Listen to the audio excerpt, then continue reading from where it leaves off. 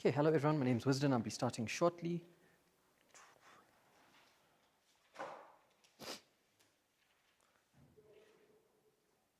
Cool. Be starting in 3. That would be better, but is it fine to use the podium? It's fine, okay. Yeah, that's helpful, yeah.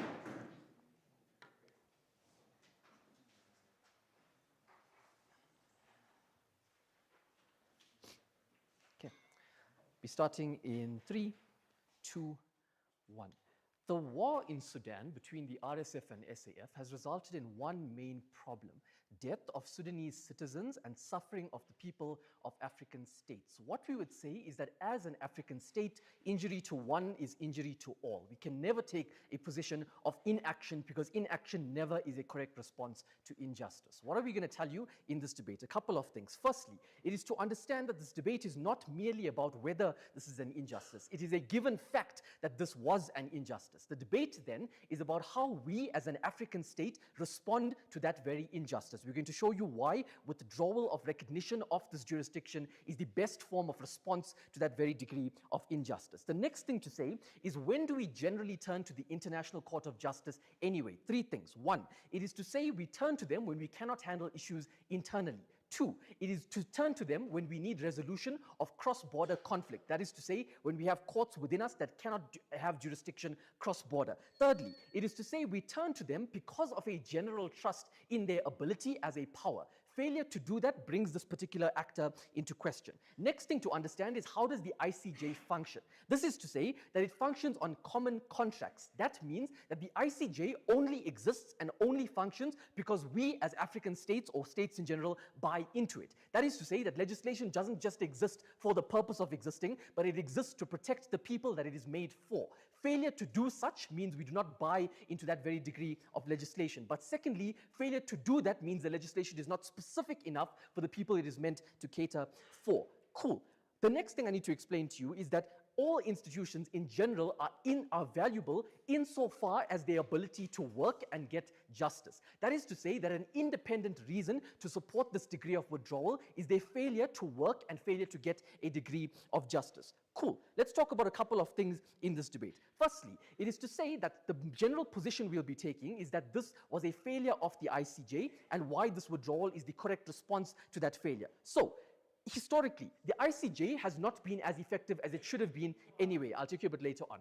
It has not been as effective as it should have been. What do we mean by this? Because South Africa lodged a complaint to the ICJ 2 years back around the historical issues around Israel, and still it has been compiled and locked up in paperwork. We haven't seen any degree of effective change to that end. We think what the problem with this is it shows a general lack of trust in those particular proceedings. But the debate is not just about not trusting the ICJ, it's about why we should remove this compulsory jurisdiction, and that is the key of this debate. Before I go on, I'll take you.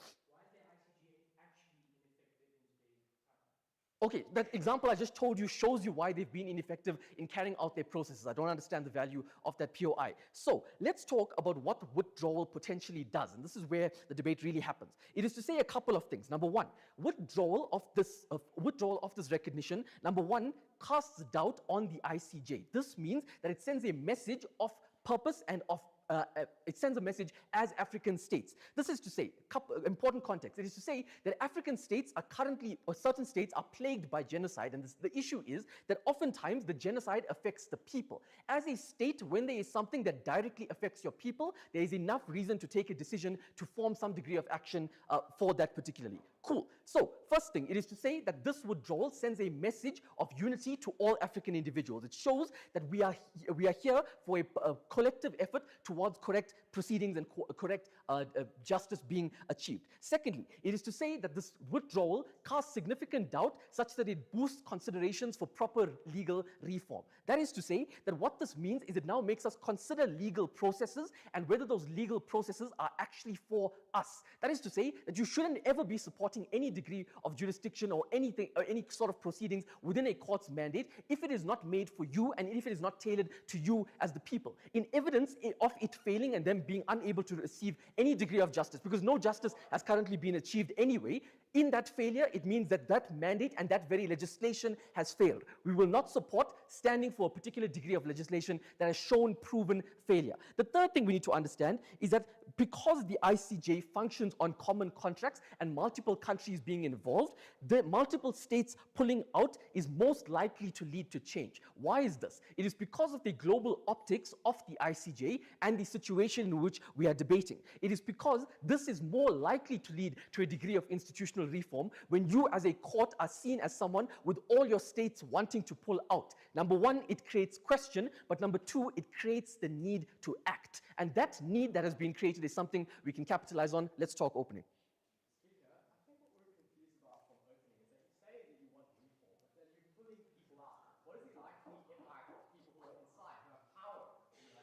Okay, cool. So the reason that we talk about reform is that the impact of this is that it makes them consider. That tipping point of getting a position of making you question why your legislature has led to countries pulling out is a point of difference, and that is something worth consideration. It is that small tipping point there. Cool. So then it is therefore to say that this institution has proven to be not valuable through that very mandate and through that very degree of legislature. But importantly, the fact that it is optically powerful means it has the potential to destabilize them if they are to do such a thing in the future. But cool, what do we achieve on our side in terms of comparative, and why is that something that's particularly important? One, we get a global push from you as an African state, which is something that is principally valuable. Two, we don't just leave it as principle, but we make sure you take action in response to a given inaction. But three, the global precedent that you set is a situation where legislature, if it is not for you, is something that you are able to stand up against and able to take a stand towards. That is something that is particularly valuable in situations where African states have struggled to manage things on their own, or in situations where they are able to manage things on their own. We make them have boosted confidence in their ability to do such a thing, which is something that is also intrinsically valuable and unique to the opening government. The important thing to recognize is this, that the clear context of these African states means that inaction is not allowed. Inaction is something that we simply cannot stand for, and this is the best way through in which we support this very inaction. But importantly, we think this very failure to uphold justice needs some degree of response, and this is why we have the obligation of neutrality as African countries. It is to say that as African countries, we have to remain objectively neutral in something that has the potential to hold us accountable. That means that if something can hold us accountable, we ought to have the ability to make sure that that accountability is fair accountability. In this case of injustice, that accountability wasn't fair at all and isn't something that we can trust in. We don't have a residing body or a father figure that we can trust in this particular debate. What we are for is a situation where African states take power back into their own hands and we get the best form of outcome on that. You should be standing with opening government.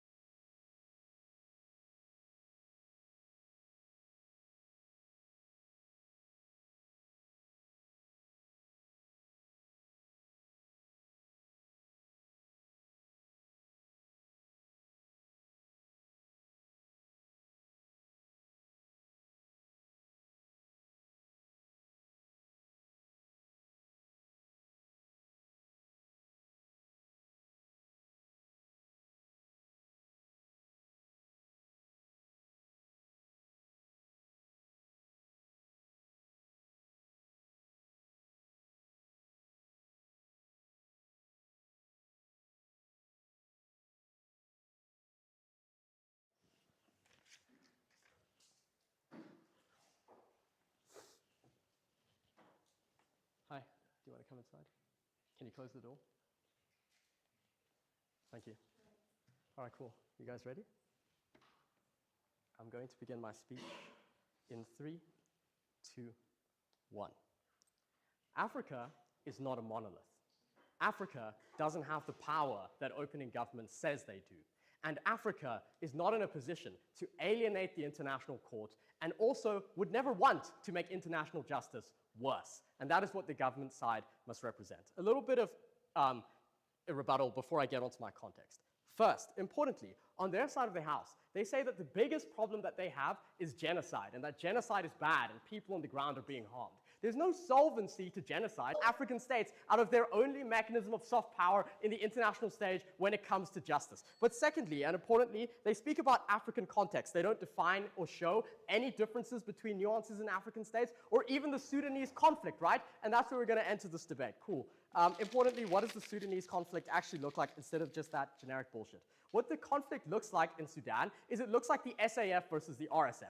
On their side, their case assumes there's no complexity to this conflict. Why is this important? It's important because the SAF was also committing genocide in Sudan, right? And the genocide that they were committing was funded by Egypt, another African state. Supporting their policy actually empowers narratives that support those groups. But secondly, and over and above that, the Sudanese conflict is a complex conflict with multiple proxies that are involved through different groups. Many of those groups also fund and get trade with the UAE. What does that mean for those African states that are trading with the UAE? They don't tell us. That's another problem. Secondly, and importantly, African states lack the soft power, hard power, economic power to implement the policy that they want, right? Their whole claim is that Africa can't influence this policy, nothing is working, but then they're like, let's just pull out of the ICJ because we have enough soft power to get them to change all of their legislative systems. Really weird. The second thing that's weird on their side of the house is like what this withdrawal of recognition looks like. It's not going to look like the United States just saying, look, we don't care about Clause 9, we're just not going to be involved in the ICJ.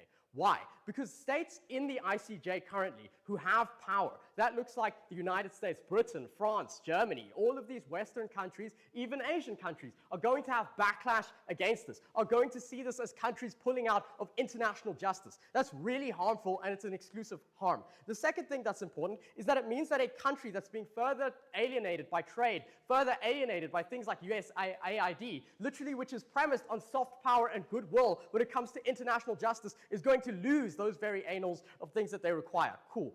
What does then, in response, does this look like? Like, literally, why does the clause exist? Sorry. The clause exists for two main reasons. Number one, because the clause exists because people require sovereignty. In order for the ICJ to exist, you need to have sovereignty. And this clause has been evoked in many other instances. You guys needed to prove to us that any other protective laws that exist in the ICJ that serve that sovereignty should just be removed. But secondly, and over and above that, that people's conception of justice is different across the boundaries of countries and cultures. On their side of the house, you have to say that this specific view of justice is something that's good and that the SAF is better than the RSF because that's what you empower and that's what you embolden. Three main arguments that you're going to get from us then, not taken. The first argument is why this actually results in a decline and harm of African states. The second main argument is that why reform on their side is specifically impossible, but only possible through ours. The third argument then is why they worsen international justice in general. First argument on why they lead to the decline and harm of African states in the short and long term. Firstly, their policy is highly unlikely to cause an effect. I already proved that because African states don't have the kind of soft power, hard power, whatever that they require. But in the instance where they don't, they're likely to be economically blacklisted by European countries and other countries in the court. But secondly, is that the court persists, but Africa is excluded. Remember, the court is still seeking justice. The ICC is still seeking justice, but Africa is excluded from conversations of what that justice ought to look like, and that's what you have on your side. You lose that soft power. But thirdly, not taken, you like really rubbished your own case, is that they align with the SAF. Why is this so important? Egypt is currently funding the SAF, and in the instance where you call out only the RSF exclusively for their harms by saying all African states in solidarity against the genocide the RSF is doing when they invaded Al-Fashir, then what you do is you align yourselves with other African states that are supporting the other side of that conflict. It's complex. You can't just side or specifically support one narrative of what justice ought to look like. But what is the impact of this? The impact is that even in the instance where you say that the SAF is a good and moral actor, you create division between African states that did support the UAE and are currently supporting the SAF, or did support or are supporting RSF. That looks like Arabian African states that support the RSF. And what this does is it sows further division in a nation that's already been divided by colonialism. And that's what happens on their side of the house. That's fundamentally important because now you've eroded further and further the hard and soft and economic power, which we say is already a problem. Second argument on why reform is impossible on their side. The reason reform is impossible on their side is because you literally pull out of the ICJ. The way you get reform is through discourse and discussions. On our side of the house, we get that. Why? The reason why we get that is because the ICJ has a long history of reform. They can't, on their side, just say, or fiat, that you can only get reform by pulling out. You get reform by literally implementing new laws, by implementing new policies. But secondly, they claim that the ICC and the ICJ are just ineffective. They arrested Duterte just the other day. We agree and we concede that the process of justice in the ICJ takes a very long time. But the length of time is what exactly makes their justice good, because it's informed by the collection of decisions of sovereign nations. But before I get on to my next argument, I'll take closing. Yeah, I don't think the alternative for African states is we won't pursue any form of collaboration to get justice for us if we leave ICJ in particular. We agree. You won't just say, oh, I'm not going to pursue justice. You'll be excluded. The people in the ICJ will say that you want to come and get justice from us, but we shouldn't impose our justice on you, and you expect for the ICJ to welcome you into that conversation. That's a really, really weird line to toe. You just need to accept the hard line. The third argument that's important here is that they worsen international justice. Why? In the status quo, there's a shift away from soft power, from court justice and things in the international stage, and towards military and hard power. On their side of the house, when you pull African states out of the ICJ by actually ejecting yourself from this clause, because that's the cause and effect, what it does is two impacts. Number one, it worsens international relations in general as people start to build up their militaries and pressure with hard capacity. Number two, that you shift more towards militarization power in general means that people actually lack the correct procedures to engage with justice, but also that they don't actually see a need to engage with justice from a social, from a soft power political objective. They see it as a way to pressure countries into their own kind of manifestation. The reason why we win is because we protect African states, but also because we protect international justice as a concept and the ICJ. Don't side with rubbish.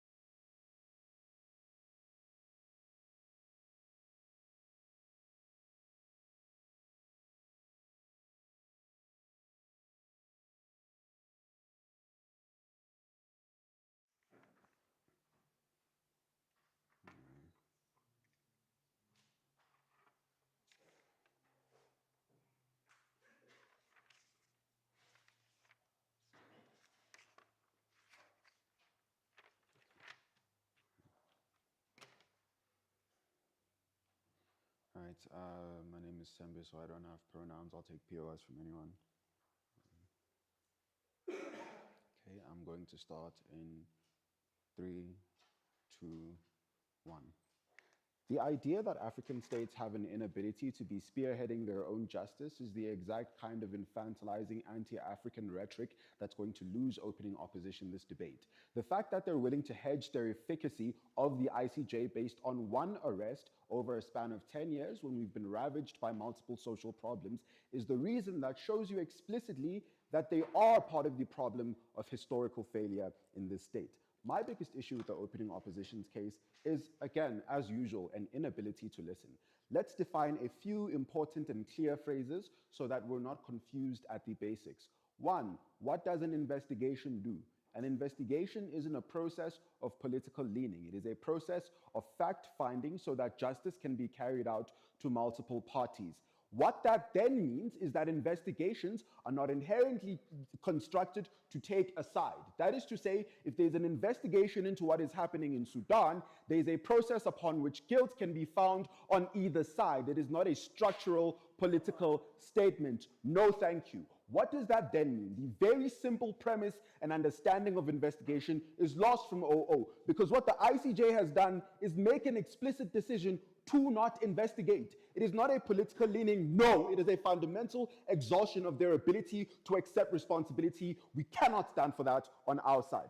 Second problem that their case has is that it is deeply uncomparative. If the extent to which you are willing to give me analysis is the idea that we're going to cripple the ability of African nations to get justice, surely your comparative can't be one arrest over the span of 10 years. No, you needed to do significantly more than that to prove it on your side. Strategically, you can't give this debate to opening opposition. But for fun, let's look at their arguments and why they don't make sense either in isolation. The first thing that they tell you here is probably the most simple grade 8 argument you'll ever hear. There's going to be backlash. If African nations pull out, there's going to be economic sanctions, there's going to be structures. Two important things. One, we are not only at the whim of the West. The process of accruing natural resources is important to a lot of your Western nations and your European nations. They are unlikely to simply pull out of trade because, surprise, surprise, there's nowhere else they're going to get this. You needed to do more on your side. Secondly, no. Best case scenario, what they're telling you is true and they're going to pull out. This year, as a country in South Africa, we made a clear stance that we do not care if Donald Trump wants to apply punishments to us. We have to take a moral stance that shows that we are a legitimate international actor. Did we experience harm from it? No, we did. But the functionalness was that we were able to recover from it. That argument is not enough to win you this debate. The second idea they give you here is the idea that we sow division between African nations because, there's different sides to this and there's complexities to the genocide and we might get different people getting involved in different capacities. Why is this simply not true? Regardless of what side you're on, the simple conclusion is that this is a genocide that is leading to people dying. The process of there being an investigation doesn't derive any reasonable harm in finding out the truth. It is unlikely that there's going to be division that exists beyond a present delta. Note, if your analysis is true and there's different sides of the conflict with different African states participating, that is to say your argument of division is already true and you don't do anything for it on either side of the debate. At the very least, there's the prospect of justice on our side. No, thank you. Last thing that they gave you here is the idea that there are other mechanisms of achieving change in situations of genocide, such as leaning on the African Union.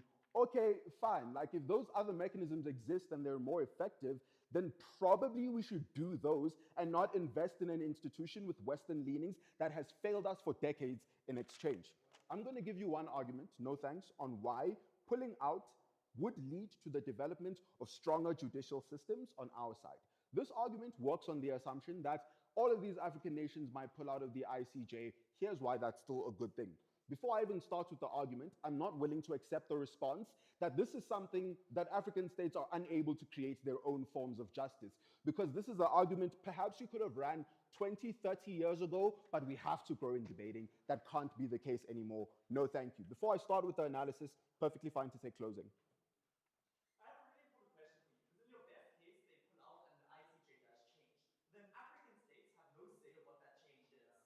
Okay, few important things, and this is where the listening part is incredibly important. The process of pulling out, because look, you can't just say they're going to structure their own institutions and leave it like that. We're an entire continent, guys. The process of pulling out gives us necessary leveraging and negotiating leverage that might allow us to re-enter on condition that a lot of our conditions are respected and we have greater push towards structuring genocidal investigations on our side. It is a very simple mechanism. We gave it to you in the first speech. No. What do we think has changed in the last 30 years that would allow us to create better judicial systems? One, we think we have the emergence of African economies now more than ever. It looks like the boom of technology in Kenya. It looks like the market boom that Rwanda has been experiencing and the Nigerian exports that have been increasing. That is to say, we uniquely have better economies in Africa than we've ever had before. Secondly, we have stronger militaries, the amount of investment that South Africa has in its military. Thirdly, we have the rise of stronger democracies, countries like Botswana that have little to no interference in how their elections function. What has all of this led to? No. This is something that is more likely going to lead to a rise of stronger interventionist politics. So as much as the SADC mission that was to the DRC wasn't effective in ending the conflict, The death toll in the time where there were South African soldiers there significantly decreased. What does this prove? This proves that we have an independent ability and capacity to intervene and fix our own problems. Why is this important? It's important because we're able to understand that in the absence of participating in neo-colonial Western institutions, we can create our own forms of justice, now more than ever, that are likely to be effective in creating the kind of change that we want. It means we're able to lead an Afrocentric judicial system that's going to create a lot of the benefits that opening opposition already concedes to when they speak about the idea that the AU or other institutions can do this. Why is this something that is important and has to be considered in this debate? One, in the worst case scenario where we are excluded, in the worst case scenario where we are unable to re-enter or create a change in the systems, we send a very important functional message that we can do it ourselves and we will do it ourselves. There's absolutely no need for us to still buy into failing institutions and extend our marginalized selves to people who have never cared and will not care about us in future. OG wins.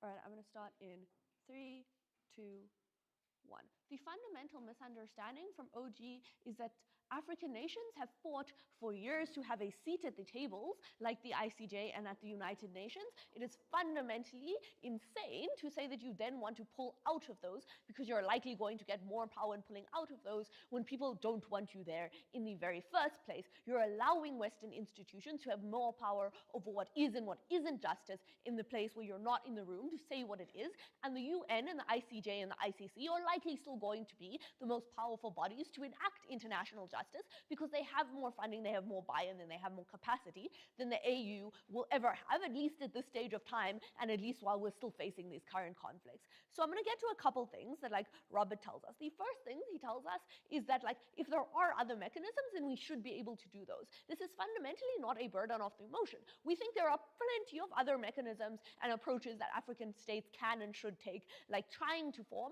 for reform in the ICJ in the first place to make sure that signatories are something that is mandatory, to form negotiations, all of these things to try and get to other bodies to enable this in the first place. What we don't think is a burden of the motion is for them to not prove that the sole mechanism or the primary mechanism that you should be doing is the one of pulling out of the ICJ, because that is the fundamentally most effective way that we're able to enact this debate. That is something that all of the government teams have to show us.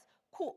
The next thing he tells us is that it's not going to show alignment. The problem is that an investigation has yet to take place. So when people are actively pulling out in the pursuit of saying that RSF is very bad in the first place, we think that although that could be true, an investigation firstly needs to take place, and you're far more likely to get an investigation when you're pushing for reform than when you're pulling out. When you're pulling out, you're implying a form of misalignment and that they're bad in the first place, especially when you have multiple other conflicts who are likely also committing genocide in the same region, like the FSF. You're inherently then taking a side in that in the very first place because you're implying a worse actor or a bad actor. Cool. The next thing they tell you that trade is not reduced. The very example that they give you is inherent to the fact that Robert has a tendency to lie in his debates. And this is the fact that the SA does not have any repercussions from saying that the US has been a bad actor. There has been several repercussions. There have been several implications upon the country for saying that in the first place. So to say that the African nations are not going to face pushback in the very first place and are going to continue continue exactly as they have always been is very insane to say in the first place, but secondarily, there are nations who have less bargaining power to begin with, and if they have less bargaining power, it is illegitimate for them to concede the bargaining power they have, because their first and primary obligation should be to their own people, but I'll get more to that later. Cool. So let's get into a couple more points that Wisden brings up. The first thing he brings up is the failure to justice. We don't concede that this isn't a failure of justice. We think that the ICJ should do something. What we're talking about is the mechanisms in which it's best to be able to get the ICJ to do something in the first place. And a mechanism to get the ICJ to act, because they are the most capable body in the first place, can't be one in which we're not there, because it is unlikely that the ICJ fundamentally needs these African states to act to be able to continue and to perpetuate existing. Cool. The second thing he says, that as African nations, we all have an obligation to act in the first place. I want you guys to pay attention here, because some of my matter is going to be implicated. There is a right that Sudan has to justice. There is not an obligation that other African states have to be the ones to provide that justice. Why? Because their primary and sole obligation has to always be to their own people. In the instance that their own people are being intensively harmed by things like increased sanctions, things like increased lack of accessibility to justice in the very first place, it is incredibly illegitimate then to say that you want them to enact this obligation in the first place, because it is not their burden to be placed under in this debate. Cool. The next thing they tell us about is then the global optics that you're going to get. The problem with this is that the ICJ likely doesn't need the optics from African nations in the first place. There is likely a reduced capacity that these nations have. There is a far greater capacity when they're able to call it out from being inside the room. Because when they're pulling out of this, not only are they just reducing their capacity to receive justice at all, which, by the way, the ICJ has made thousands of arrests in its existence. To say that it doesn't work is a little bit silly, right? But it also says then that these optics are something that is unlikely to create significant amounts of change. But what I want to engage with now is what is going to happen in the instance that this does work, because we think even in which it does work to some degree, that it's still likely going to be very bad, right? So it legitimatizes the very act of being able to pull out at the second that you don't agree with the justice that is being perpetuated, with the principles that are being there. Why is this bad? Because the ICJ is largely run by Western nations. This becomes much worse because it legitimizes other nations pulling out at the second that they don't like the results. This looks like the USA then pulling out of things when they don't like that Israel is being condemned. This is not a principle or a precedent that we want to set for the ICJ in the first place. We want to set a precedent of being able to work with them. Cool. But it allows further pushback then for other nations to go back that are supporting the UAE. This looks like states like largely a lot of the West, but also America, who is actively pushing to benefit the UAE. These are countries that are likely going to push reform and are likely going to push the ICJ to act in a manner that is going to be beneficial to them and is unlikely going to perpetrate any justice in the first place. But what is the far more likely situation to take place? This is the situation in which it fails. It is likely to fail because of all the reasons I've already told you and all the reasons Cheyenne has already told you. But when it fails, this act of solidarity becomes largely meaningless. It actively disadvantages African nations, and it does not do a lot to actually protect any protection against the countries. It also delegitimizes future proceedings. Cool.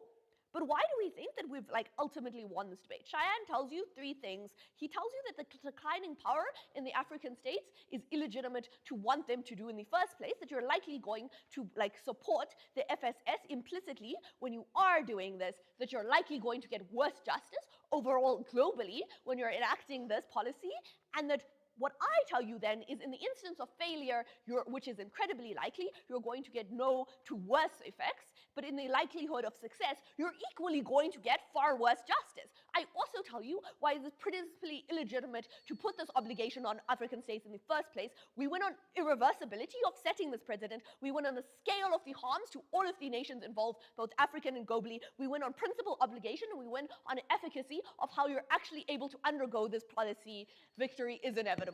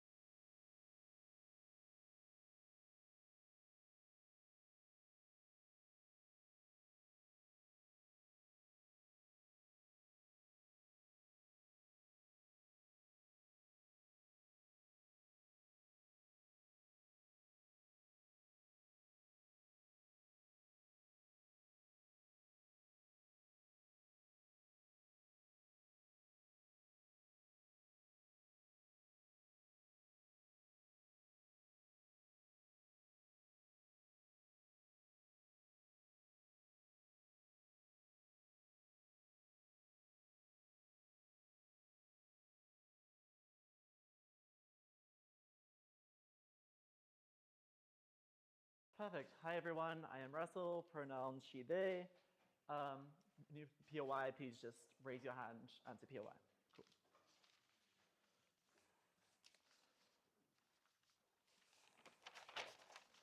I'm going to be beginning then in 3, 2, 1. The POI I asked government member was incredibly important. It stated that African nations are more prone to genocide than nearly every other nation that exists. This is because of 2 reasons. 1, political instability that exists within these nations. There are oftentimes coups that happen and power gets transferred. Secondly, there are also historic conflicts from cultural divisions that were caused due to colonial powers that existed and drew arbitrary borders. These are conflicts that are real and conflicts that do exist. Point to things like Rwanda in the 1990s, point to things like the DRC happening now, point to things like the coup happening in Burkina Faso, and that happened there, or the attempted coup there. Why is this then important? Because the clause they are putting out of, no, we're not putting out of the entire ICJ, I think we're one of the few teams that engages this. The specific clause you're putting out of is the clause that allows the ICJ to have compulsory jurisdiction of whether or not to investigate that you are someone committing genocide without you having to consent to it. When you are individuals who are prone to genocide and you pull out of that clause, in the instance when genocide occurs in your nation, you are unlikely to be somebody who will be investigated, and this worsens further investigations into genocides, which is incredibly problematic. Because sure, Sudan has had a genocide. Hisham gave you analysis why it's likely to end and why the conflict is more likely to end under our side. The difference then becomes in future genocides that take place in Africa, you are somebody who is condemning African citizens to the political elites of Africa's genocide of them without the protection of the ICJ to interfere because they are unable to, because they do not have this jurisdiction under their world. 2 things that I think OO might say, or like the government bench said that was somewhat responsive to this that I think would take out if we'll win us the debate. Firstly, they say you can rejoin afterwards. 2 responses here. Firstly, I think when you rejoin, you just gain a lot less political power in that instance, so you're unable to have the level of like reform they speak of. But secondly, even if you can rejoin, the reason you won't rejoin in an instance where genocide happens is because the political elite won't want to be punished. Like if you're committing a genocide, why would you rejoin the group that would like punish you as a genocide in that case? And that's really problematic there. I think the second thing they may say is that these individuals may have an alternative to exist. Point to CG's case here, and the majority of CG's case. Note why the alternative model doesn't stand in this debate.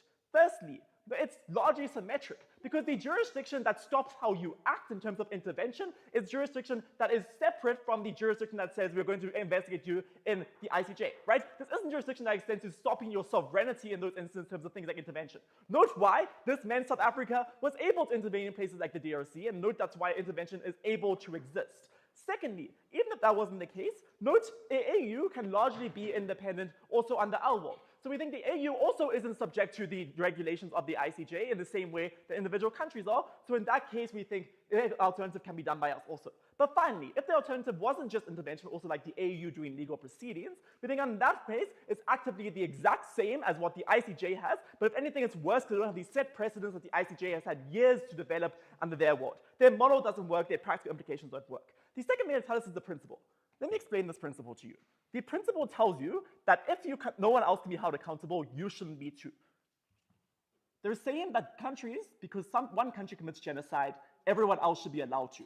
Because note, if you're not going to be held accountable because other people don't, that principle has to apply symmetrically there. And I think in that case, it's a just terrible principle to follow. Just because one person isn't being held accountable doesn't mean everyone else shouldn't be held accountable in the same way. So I think CG is just largely out of this debate in that case. I think that's very clear what exists there. I think secondly, let's move on to OG.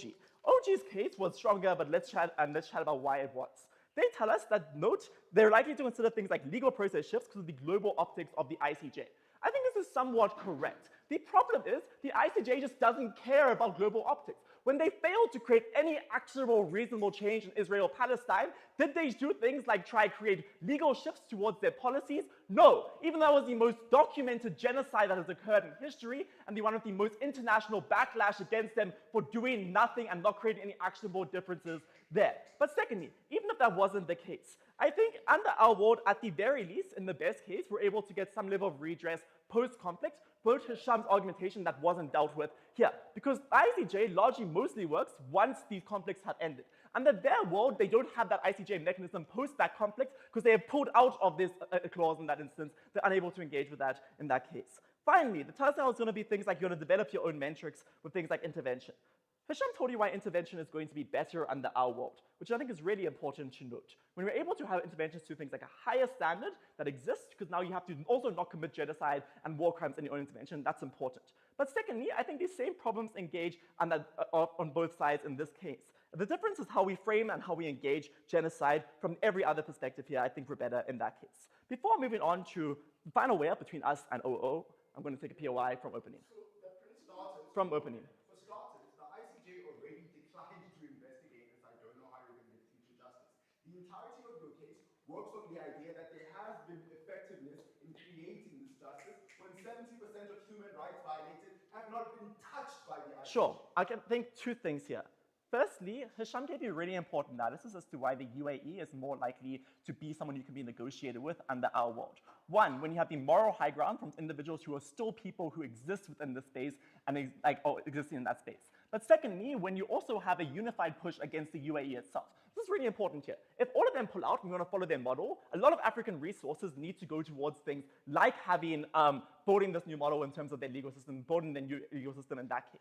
The problem then is those resources cannot be pushed towards things like direct negotiations with the UAE, direct engagement with the UAE. And the third level here is that the UAE is unlikely to want to be able to shift these proceedings because they'll say that African nations are benefiting from it as equally as they are. In the case where African nations also aren't held accountable and they are benefiting from not having to be a part of this clause, the UAE will frame this, and I think nations will frame this as an ability to say this is a good thing to pull out. Note Cheyenne's POI there I think was important. Finally, the way up with us and Cheyenne. Note our case was very simple. We told you that it's going to do things that work in Sudan. I think what's really important, because now it also means we're able to get justice without the UAE's involvement. Because you can notice you can genocide, you can pick your own, investigate the genocide in your own nation against the people there only when they are willing to engage with you. So when Hisham said that these people in the new government are likely to send their people to the genocide or to the ICJ, we think in our world we get that. We don't even need the UAE to agree to have this investigation in that case because we can directly engage with the people being given by Sudan. But secondly, we also talked about international backing and why that was important for things like advisory natures and the controversy that's likely to exist. So it's really important because if there's controversy around an issue and as a government you have to fight against controversy, you also have less focus on actively fighting for the rights of Sudan. We think the controversy limits that. We're winning on the principle, we're winning on the practical. One person is better for Sudan, that's CG. Oh.